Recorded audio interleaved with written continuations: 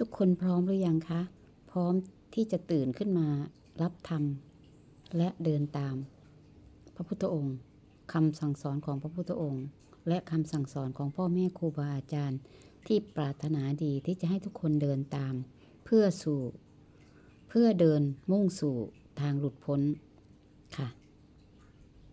พร้อมแล้วเปล่าคะทุกคนพร้อมแล้วเปล่าถ้าพร้อมแล้วก็ฟังค่ะฟังคำเชิญชวนจากแม่อ้วนะคะหมอยาหักใหม่ค่ะมื้อนี้แม่อ้วสิมาแนะนำว่าแม่อ้วเป็นหมอยาเนาะค่ะเนาะหมอยาก็ย่อมรู้จักยาเนาะยาที่บำบัดร่างกายของเฮาเนาะร่างกายของเฮานี่จะสิตั้งอยู่ได้สิพร้อมทุกอย่างพร้อมที่จะเผชิญพร้อมที่ตื่นขึ้นมาเผชิญกับทุกอย่างระวางมือเนาะค่ะเนาะต้องมีร่างกายที่สมบูรณ์ร่างกายและจิตใจที่สมบูรณ์และแข็งแรงเนาะพี่น้องเนาะเพราะฉะนั้นเพิ่นก็ว่าร่างกายของเฮานี่อยู่ได้ด้วยปัจจัยเนาะค่ะเนาะปัจจัยกับมีปัจจัย4เนาะค่ะพี่น้องอาหารเครื่องนุ่งห่มยารักษาโรคพี่น้อง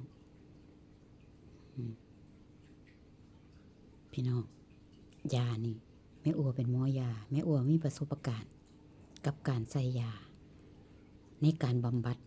การที่ตั้งอยู่ได้การที่ให้ร่างกายของเฮาเกิดสมดุลดีทุกอย่าง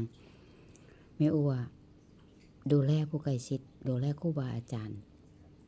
ด้วยยาสมุนไพรพี่น้อง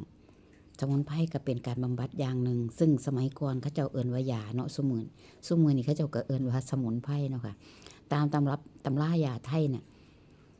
ยาก็มีหลายอย่างเลยพี่น้องเฮาเรียนรู้มาจากตำราการสืบทอดจากพ่อแม่ครูบาอาจารย์ค่ะแต่ว่ามันก็ถึงบทสรุปเนาะพี่น้องเนาะเพราะว่าตอนนี้อายุหลายเด้พี่น้องถ้าเฮากินยากินสมุนไพรที่ถือกับโรคถือกับร่างกายมันก็สิให้ร่างกายของเฮานี่เกิดความสมดุลดีแล้วก็อยู่ได้เนาะค่ะเนาะด้วยความปลอดภัยค่ะแต่ว่าแม่อัวอยากฝากนิดนึงเด้อพี่น้องเด้อยาที่ดีที่สุดคือยาพระพุทธองค์เฮาทรงผ้ารักษาจิตค่ะนอกจากเฮารักษากายแล้วเฮาต้องรักษาจิตเด้อพี่น้องเด้อธรรมโอสถพี่น้องสู่ธรรมะบ่ได้เด้อพี่น้องธรรมโอสถค่ะการปฏิบัติธรรมการเดินตามรอยธรรมการก้าวไปการเดินไปการมุ่งสู่การปฏิบัติธรรมตามที่พ่อแม่ครูบาอาจารย์เฮาพาไปพาสอนเนาะค่ะเนาะบ่ว่าสิเป็นการเบิ่งกายเบิ่งจิตรู้จักกายรู้จักจิต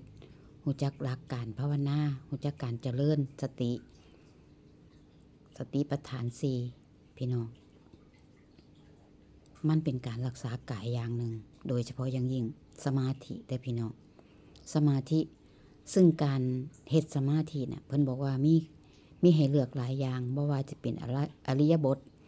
ยืนเดินนั่งนอนหรืออริยบทใดอริยบทหนึ่งเนาะพี่น้องเนาะแต่ว่าสิให้ดีที่สุดนะมันก็สู่การนั่งสมาธิบ่ได้ดอกพี่น้องพ่อแม่ครูบาอาจารย์หรือว่าองค์พระสัมมาสัมพุทธเจ้าเฮาก็สอนเนาะพี่น้องเนาะการนั่งสมาธิการรู้ลมพี่น้องการรู้จักกาย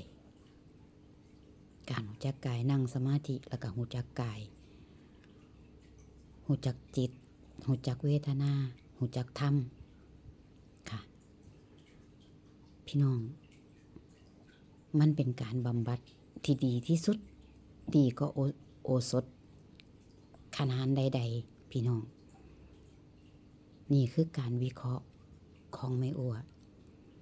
การกินยากระสร้างยาสมุนไพรตำรับตำราใดก็ตามพี่น้องที่เฮาได้รับสืบทอดมาหรือจัดให้คนใกล้ชิดมันก็สู่เฮากินไปนำแล้วก็เฮ็ดสมาธิไปนำค่ะบำเพ็ญเพียรไปนำดีที่สุดพี่น้องอยากบอกว่ายายังกับบ่ทอโอสถธรรมได้พี่น้อง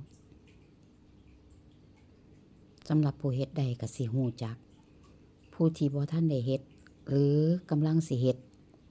หรือเฮ็ดแล้วได้ผลแล้วแม่อัวก็อนุโมทนานำเฮาก็บอกต่อเด้อพี่น้อง การบอกต่อการแบ่งปันเป็นบุญเด้พี่น้องบุญหยังก็บ่ซ้ำบุญที่เฮาพาเพิ่น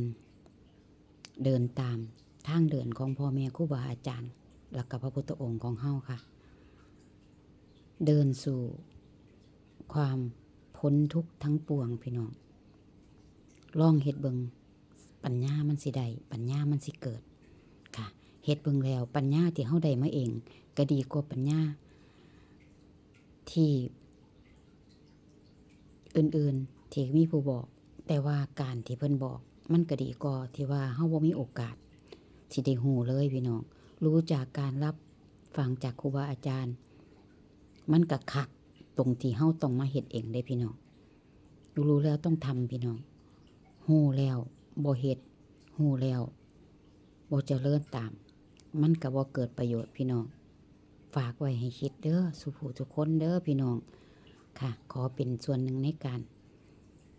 เผยแพร่ธรรมของพระพุทธองค์ของเฮาเนาะค่ะเนาะถึงสิฮู้มาน้อยนิดแต่ว่า